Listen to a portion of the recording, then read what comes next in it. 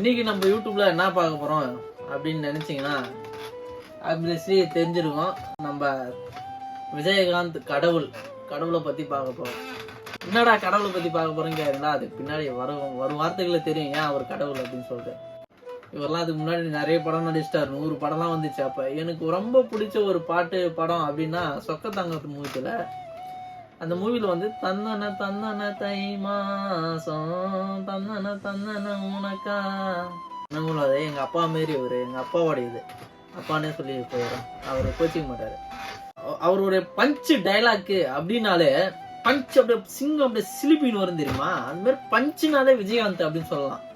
அதுல அந்த தவசி படத்தை சொல்லி பாத்துமா, துளசி கூட வாசம் மாறினாலும் மாறும், இந்த தவசி வார்த்தை மாற மாட்டான்டா.